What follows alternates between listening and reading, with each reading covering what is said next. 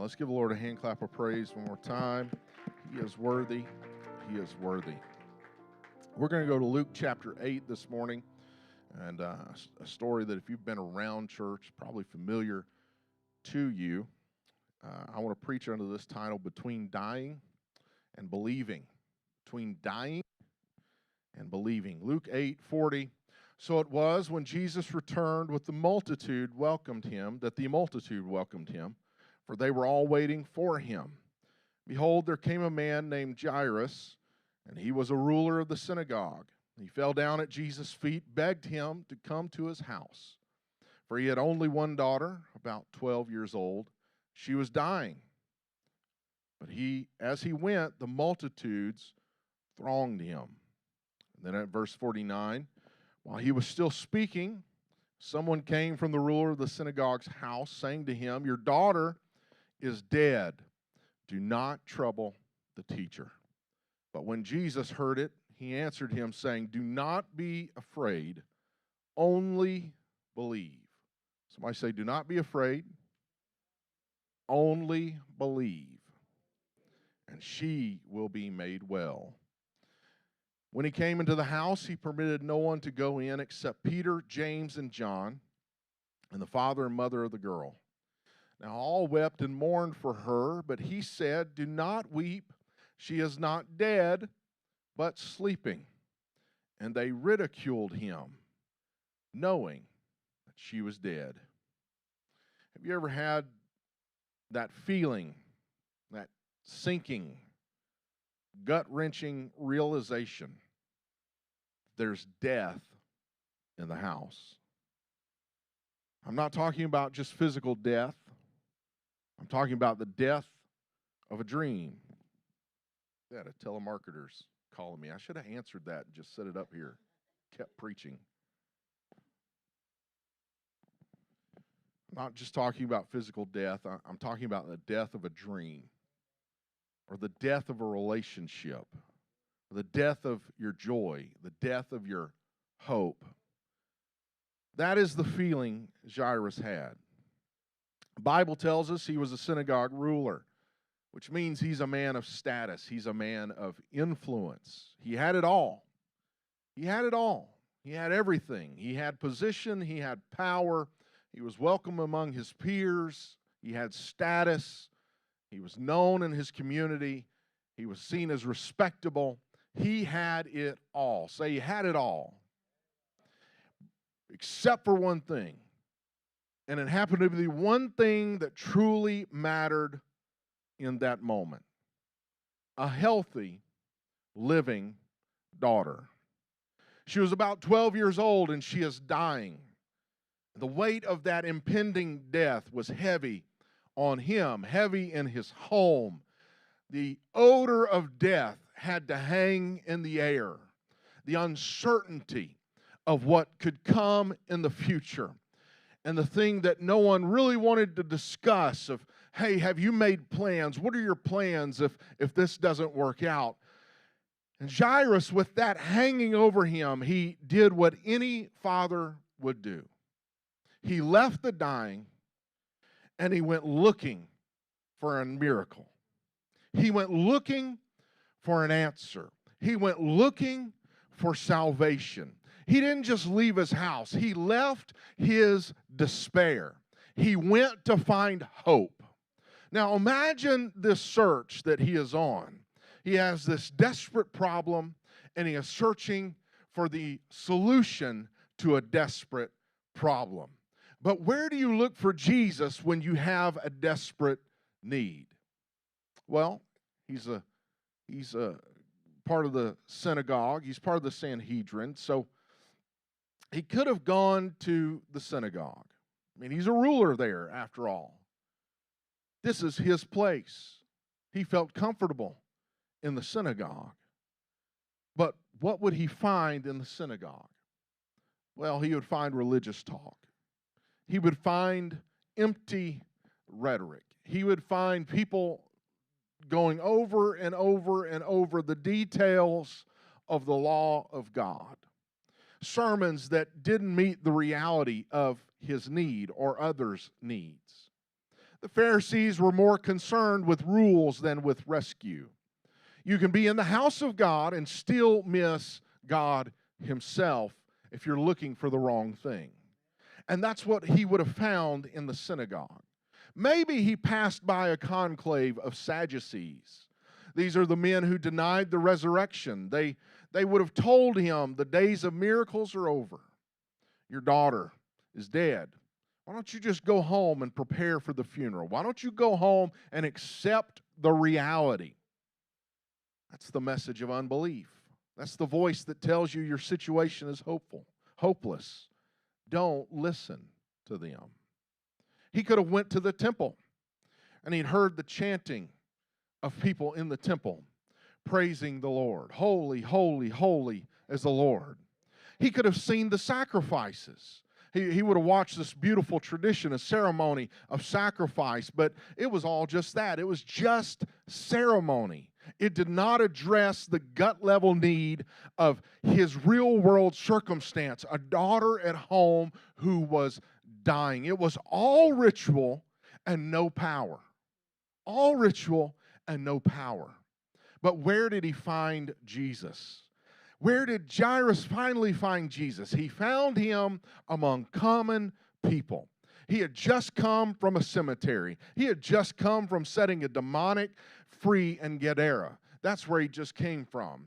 Jesus wasn't in the religious places. He wasn't with the self-righteous. He wasn't talking about that there's no hope now, just settle for what is reality. He wasn't in the place of going through tradition and ritual. He wasn't doing the beautiful things of the sacrifice. He wasn't there. That's not where he was found. He was found with common people. They're waiting for him as he comes out. And that's where Jairus found him, where so many people are coming around Jesus saying, I just heard he delivered a demonic man in Gadara. He just set somebody free. What's he going to do now? He found Jesus where the people were, and where people are, that's where problems are at. So if you're here today and you have problems, hey, good news. You're just people. You're another person, and Jesus can do something with that. That's where Jesus works. That's where Jesus moves. That's where Jesus is found. He's found with common people among common problems, people who need desperately for God to do something in their life.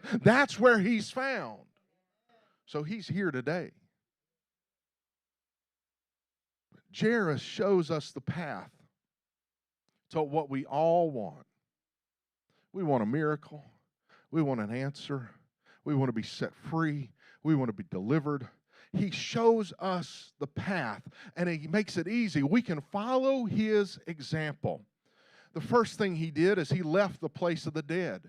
He didn't stay there where the problem was at. He left the place of despair. He left the place of sin. He left the place of unbelief. You can't stay there and expect to find life. You can't stay in your problem and expect to find life. You can't settle for the reality of where you're at and expect to find life. You can't stay where everybody else is telling you to just settle your affairs. You have to find Jesus. You can't stay in your sin. You've got to reject that and say, no, the Lord died so I can be free. And you leave that sin behind. You have to leave your unbelief. Well, everybody else is saying that God doesn't really do anything. No, you leave that behind and you say, there is a God in heaven, and in my problem, he can work right here, right now. I don't need it next month. I don't need it next week. I don't need it to happen in a timetable. I need him now. And that desperation calls out and says, right now, I'm in desperate need. I have a daughter who is dying. I left my problem behind. I could have stayed there and watched her die and expire, but I wasn't satisfied with that. There's an answer out there, and his name is Jesus.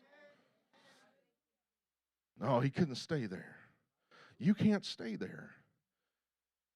You've got to go to Jesus. And he didn't settle for second best. He may have went to the tabernacle and the temple.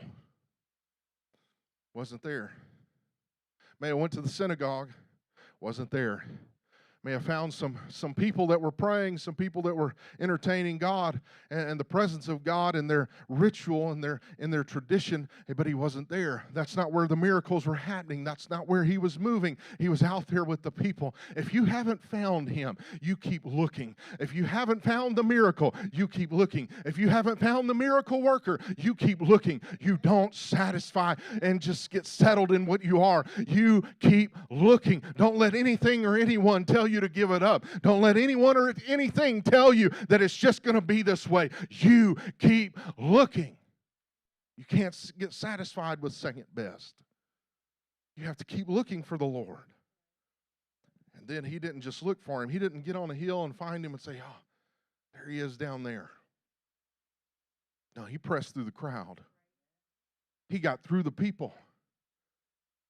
Scripture says that he came to him. There came a man named Jairus, and he came to Jesus. It reminds me of Jesus' own invitation. Matthew 11:28. Come to me, all you who labor and are heavy laden, and I will give you rest. But coming to him is not standing on the hillside saying, I think I see him. I think I see him. No, it's doing a little more. It's going a little bit beyond. There are people in churches all throughout North America today, in the world, in fact, and some of them will have miracles happen, but there's going to be a lot who don't. But is Jesus there?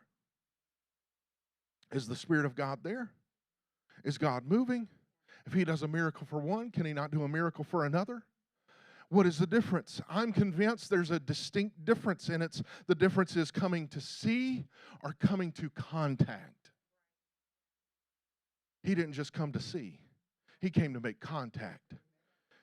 He interrupted everything. It was worth it. My problem is big enough. But see, what we do is we think our problem is either too big or too little. We overestimate our problem in the hands of God. God can deal with the small things. He can also deal with the big things. He deals with all of it. There is nothing that you're experiencing or you have that is going on in your life that he cannot work in. So don't sell the Lord short.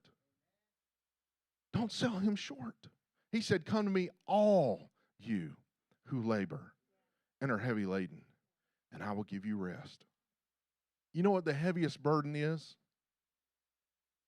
Anybody know what the heaviest, absolute heaviest burden is? It's the one you're having to hold right then.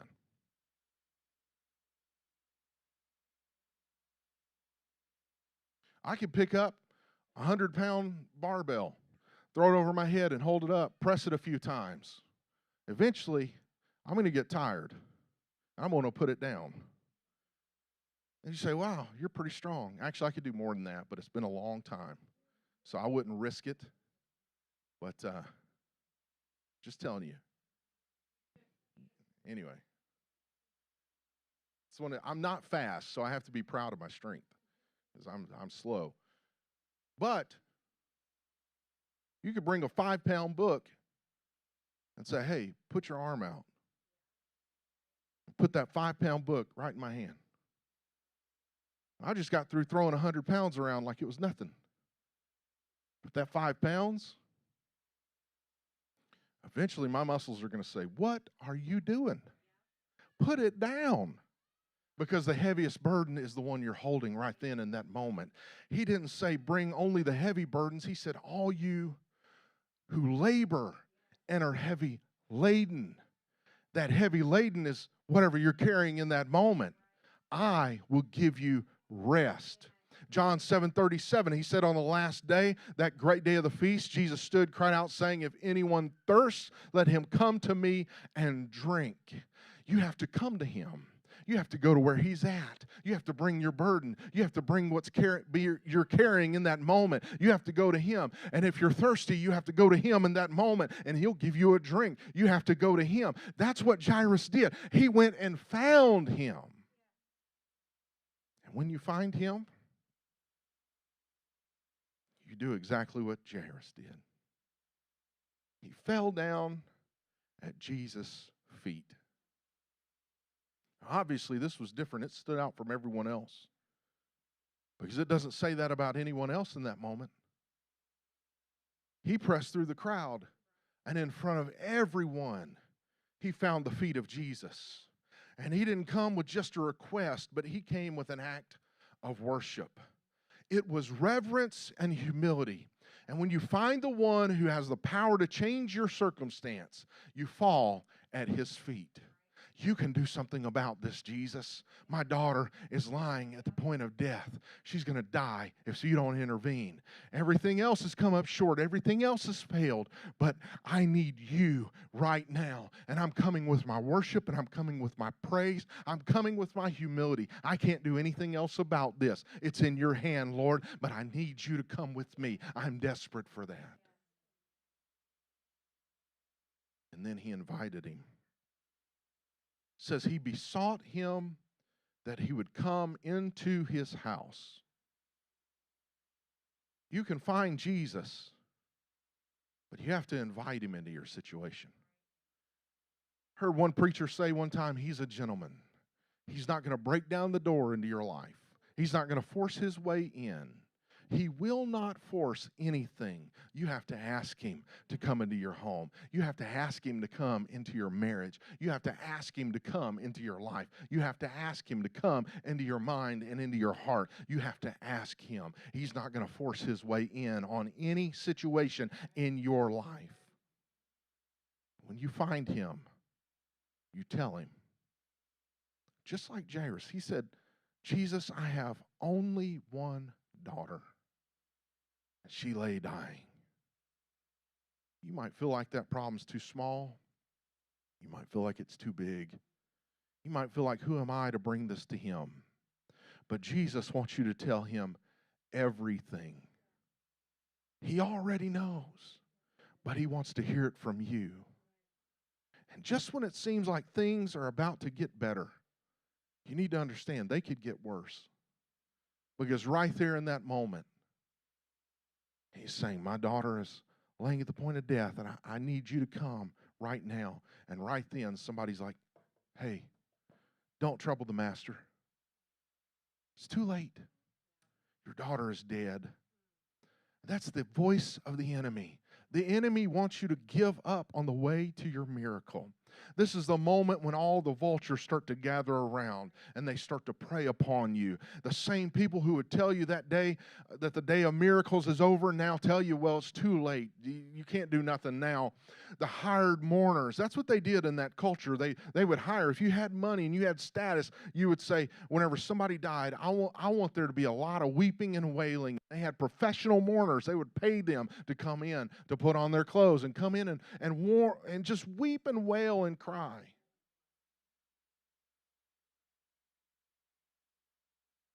So I can imagine somebody at the house when Jairus left. They're outside. He has to walk past them. His daughter's dying inside. And somebody's outside making a business deal. Now, if this daughter dies, we need some real weeping. I need your best mourners. I need the people to show up in mass just to say how bad it is. But he went past all of that to go find an answer. And whenever they get back, the hired mourners are already at the house. And in a spiritual sense, this is when the mourners of self-righteousness, of drugs, of lust, of depression, of anxiety, of fear, they come sweeping in around the carcass of your hope, and they start telling you there's never going to be a change. Nothing can change. Nothing can happen. But I'm telling someone this morning, they may be there to try and confirm the death in your life, but I'm telling someone this morning that as long as Jesus is coming into the house, there is no death. There is no confirmation. As long as you have faith and you have Jesus, there is an answer and there is a way. What did Jesus say? He said, fear not, believe only. He didn't say you need to pay a higher price. He didn't say you needed to make more prayers. He didn't say you needed to do more. He just said, fear, be gone. Get rid of the fear. Fear not, and only believe, and she shall be made whole. That's the word we need to hear when we're on the way to the miracle worker. Everybody else is saying, nothing can happen now. It's over. It's satisfied. The mourners have come in. They're proclaiming doom over the situation. No, I'm on my way to find Jesus. I'm on my way to find an answer. Don't be afraid. Don't fear. Fear not. Just believe. Just believe. Just believe. But that's the hardest thing, isn't it? Keep out unbelief. Keep out those who would laugh. That's so foolish. Why are you troubling the master? It's so foolish. I'll laugh at you. They'll scorn you. Jesus entered the house. What was the first thing he did? She's asleep. Oh, listen to this guy. He's so funny. No. You're laughing? Get out of here. What does he think he's doing? What does he think he's saying? Oh, you're scorning? Oh, get out of here. You don't have a place in here. He pushes everyone out of the house. Only he allowed Peter, James, and John with the parents to go in. He shut out the crowd. He shut out the mourners. He shut out the ones who would laugh him to scorn. You have to do the same. Listen to me, young people. Learn it now while you're young. There's going to be people who scorn your faith. They're going to mock your faith. They're going to make fun. They're going to try and point you in a different direction. You reject that right now. And it doesn't matter what you have to do. You turn those voices off, because if you want to have a miracle from God, if you want to possess the promises of God, you have to reject all of that. He does not ask for us to have blind faith, but He proves our faith through miracles, through signs, and through wonders. He moves in a mighty way, but you got to shut down those voices that would stand between you, sowing doubt and fear in your life. So He shut out the ones who would scorn Him and would laugh at Him. Because when you need a miracle, you have to get rid of the voices of unbelief. The people who laugh at your faith, the people who scorn and tell you it's impossible. You have to get rid of that. And what did He do? Jesus spoke a word of life. She is not dead, but sleeping. They laughed at Him to scorn, but He took her by the hand and said, "Maid, arise." And immediately she was restored. Her spirit was restored in her. He didn't perform a ceremony. He didn't need to perform a ceremony. He didn't need a ritual. He didn't need any of those things. He didn't need to consult a counsel. He didn't need to find wisdom from some other elder. He just spoke the word, because the word, when the word speaks, the word speaks. John 1:1 says, "In the beginning was the Word was with God, the Word was God. He was in the beginning with God. All things were made through Him. Without Him nothing was made that was made. In Him was life, and the life was the light of men. And the light shined in the darkness, and the darkness did not comprehend it." And verse 14 says, "The Word became flesh and dwelt among us, and we beheld His glory. The glory is of the only begotten of the Father, full of grace and truth." Full of grace and truth. The same Word that created the heavens and the earth is the same Word that can bring life back to your dead situation. He can bring life back to your dead daughter. He can bring life back to your dead marriage. He can bring life back to your dead family. He can bring life back to your dead hopes and dreams. He can bring life back to your dead promises. He can do all of that, because when the Word gets in the house, the Word made flesh speaks. It changes everything. I'm talking to someone today. There may be death in your house. You may be feeling like there's no way forward. You may be feeling like that it's dead. There's no hope. And you've got the vultures, you've got the mourners, you've got everyone standing around saying, yeah, it's just as you imagined. It's exactly what you thought it would be. But I'm telling someone, that spiritual sense of death, that aroma of death in the house is nothing whenever Jesus comes in. But you invite Him in. You open up the door. And you say, right here, the world's going to send its mourners to tell you it's over. Tell you, stop troubling the Master. They're going to laugh at you.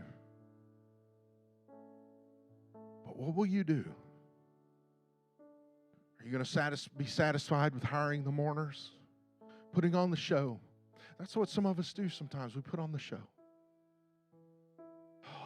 We don't need the show. We need Jesus. If you want a miracle, you have to find Jesus. You have to fall at his feet. You have to invite him into your house. You got to shut out every voice that says it's too late. You got to shut down the doubt and the fear.